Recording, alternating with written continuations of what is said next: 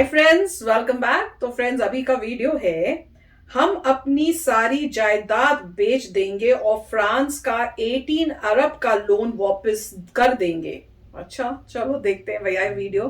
तो सारी जायदाद बेचनी पड़ेगी, फिर उनको होगा मतलब इतना, मतलब इसका मतलब कंट्री के अंदर पैसा नहीं है शायद, मुझे तो यही लग रहा है, इसका तो यही मतलब निकल रहा है। तो फ्रेंड्स, वीडियो शुरू करते हैं और पता करते हैं एग्जैक्टली क्या है डिटेल्स। तो वीडियो शुरू करने से पहले अगर आप चैनल पर नए हो और आपने अभी तक सब्सक्राइब नहीं किया तो जल्दी से पहले सब्सक्राइब के बटन और बेल आइकन को क्लिक कर लो, ताकि आपको हमारे सारे न्यू वीडियोस के नोटिफिकेशन मिल जाए जैसे हम अपलोड करें।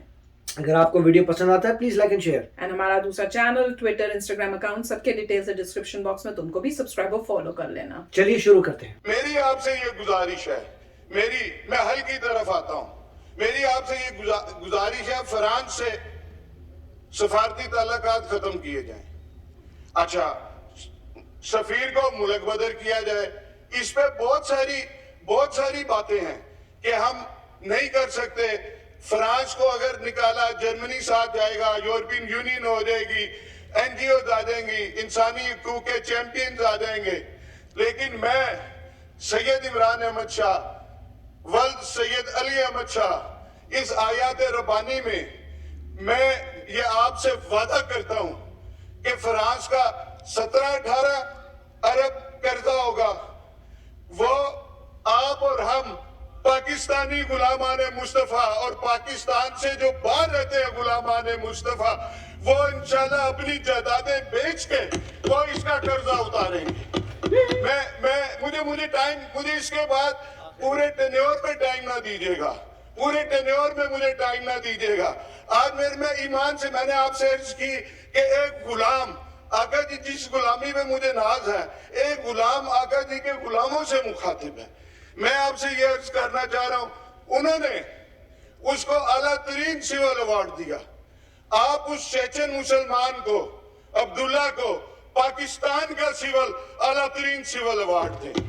आप उसके जवाब में आप गाजी फैसल को सरदारती ऑर्डिनेंस के जरिए सही तौर पे उसको रहा करें। कुछ तो करें। कितने महीने हो गए, आपने एक दिन में एक सियासी पार्टी को आपने बैन कर दिया, लेकिन इस पे आप कुछ नहीं कर सके। मैं यकीन से कहता हूं, मैं ये भी यकीन से कहता हूं स्पीकर साहब, आप भी सारी रात जागते होंगे।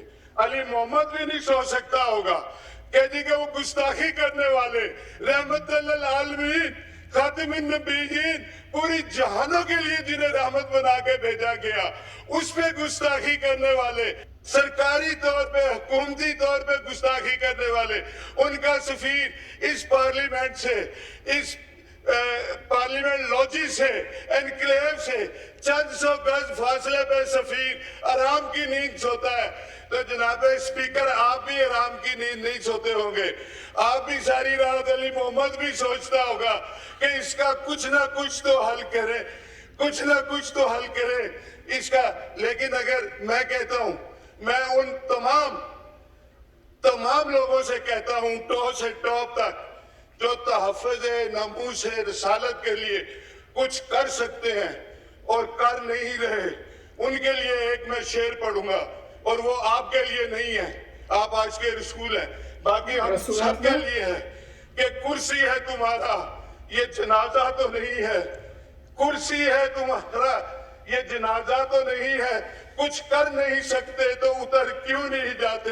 हम तहफ़्फ़ुज़ नमूस रिसालत के लिए अगर कुछ नहीं कर सकते तो हमें अपने ओहदों पे रहने का हमें कोई हक नहीं। पाकिस्तान की आर्थिक हालत यूँ तो हमेशा ही खराब रही है, लेकिन अब वह जिस तंगहाली में पहुंच गया है, उसके मुताबिक मुल्क का नाम बदलकर कंगालिस्तान कर देना ठीक रहेगा। गले तक कर्ज में डूबे पाकिस्तान से कभी सऊदी अपना पैसा मांग रहा है तो कभी यूएई। एक लोन चुकाने के लिए उसे दूसरा लोन लेना पड़ रहा है। हालत इतने खराब हो गए हैं कि नया पाकिस्तान बनाने के बाद के साथ सत्ता में आए इमरान खान ने कबूल किया है कि मुल्क अब और कर्ज लेने की स्थिति में नहीं रह गया है। पाकिस्तान में पेट्रोलियम उत्पादों की कीमत बढ़ाए जाने के बाद इमरान खान ने कहा है कि तेल की कीमतों में इजाफा का बोझ ग्राहकों पर इसलिए डालना पड़ा ताकि देश को और अधिक कर्ज के बोझ से बचाया जा सके। इमरान खान ने यह भी स्वीकार किया कि उनके कार्यालय में पाकिस्तानी करेंसी की वैल्यू बहुत घट गई है। इमरान खान ने कहा कि रुपए के वैल्यू में गिरावट की वजह से पेट्रोलियम उत्पादों, दालों, घी और आयात की जाने वाली अन्य वस्तुएं महंगी हो गई है। इमरान ने कहा, मौजूदा सरकार में डॉलर की वैल्यू 107 रुपए से बढ़कर 160 रुपए हो गई है। इससे भी कीमतें बढ़ी है। पाकिस्तान को कर्ज की वजह से अंतर्राष्ट्रीय स्तर पर बार बार जिल्लत का सामना करना पड़ रहा है। हाल ही में मलेशिया में लीज पर लिए गए उसके एक विमान को किराया नहीं चुकाने की वजह जब्त कर लिया गया है। हाल ही में सऊदी अरब ने उससे कर्ज वापस मांग लिया तो चीन से उधार लेकर चुकाना पड़ा। अब यूएई भी जल्दी लोन चुकाने को कह रहा है। पाकिस्तान की हालत इतनी खराब है कि जनता की जान बचाने के लिए वह कोरोना वैक्सीन नहीं खरीद पा रहे हैं। वह कोवैक्स प्रोग्राम के तहत 20% आबादी के लिए मुफ्त वैक्सीन की आस में बैठा है। तो इस बीच चीन के सामने भी उसने हाथ फैला दिया, लेकिन ड्रैगन ने भी उसकी बेइज्जती का मौका नहीं छोड़ा और केवल 5 लाख डोज देकर टरका दिया। इमरान खान पाकिस्तान की तकदीर बदलने के वादे के साथ सत्ता में आए थे, लेकिन उन्होंने देश के माथे पर कर्ज का बोझ ही बढ़ाया। इमरान खान की अगुवाई वाली पाकिस्तान सरकार ने कर्ज लेने में रिकॉर्ड बनाते हुए कार्यालय के पहले साल के बीच 7.5 लाख करोड़ रुपए का कर्ज लिया था। स्टेट बैंक ऑफ पाकिस्तान के मुताबिक जून 2019 तक पाकिस्तान का कुल विदेशी कर्ज 31.786 ट्रिलियन पाकिस्तानी रुपए था।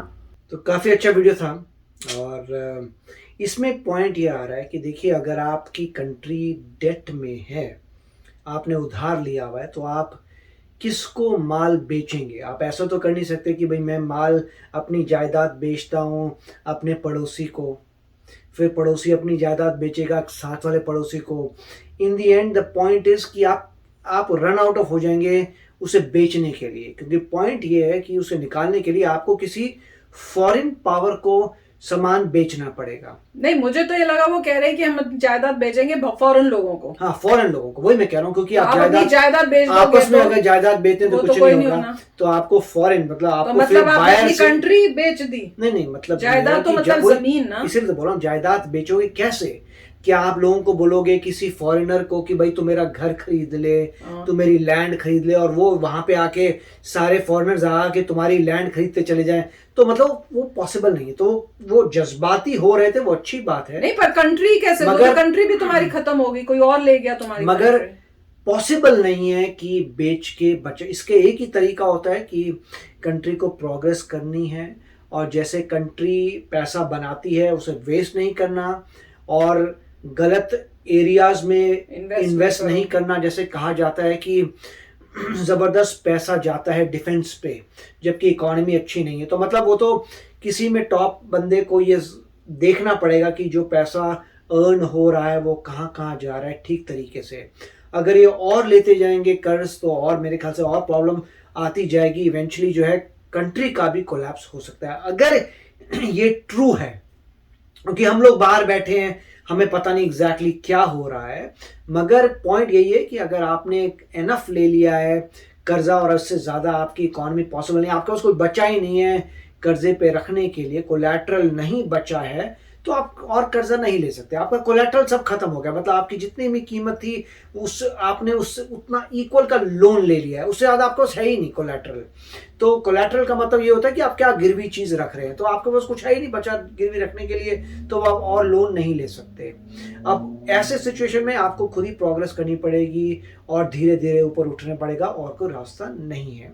और दूसरा जो मतलब ये कह रहे थे कि यहाँ पे कि उनके जो भी पार्लियामेंट में वो सब जो बोल रहे थे, उसमें जो है उन्होंने यही बोला कि मुझे बोलने तो काफ़ी वो मतलब इमोशनल हो गए थे, मगर ये बात इमोशनल की नहीं है। इमोशन की आप सोचने वाली बात है कि पूरी क्यों इतने लोन पे लोन लिए गए थे जब इतना डेंजरस बन रहा था। किसी ना किसी को सोचना चाहिए था कि डेंजरस बन रहा है, लोन बन। और मेरे ख्याल से पहले भी हमने वीडियोस देखे जिनमें कह रहे थे कि वो हमेशा पिछली गवर्नमेंट को ही बोलते रहते हैं कि पिछली गवर्नमेंट ने किया, पिछली गवर्नमेंट में किया।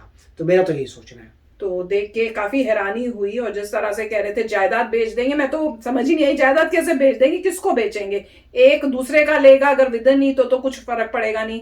जायदाद बेचने के लिए बाहर की किसी लोगों को बेचना होगा। अगर आप अपनी जायदाद बेच दोगे तो आपकी कंट्री क्या बची? सारे तो फॉरेनर्स की होगी, तो फॉरेन की कंट्री होगी। जैसे चाइना को बेच दो आप, चाइना ले गया, वो आपका पार्ट, वो खत्म हो गई कंट्री, वो चाइना का पार्ट बन गया। तो बोलने वाले जो बोल रहे थे वो मुझे लॉजिक नहीं समझ में आया उसका। तो चलो फ्रेंड्स, चलते हैं, मिलेंगे नेक्स्ट वीडियो में बहुत ही जल्द। Till then take care and bye bye.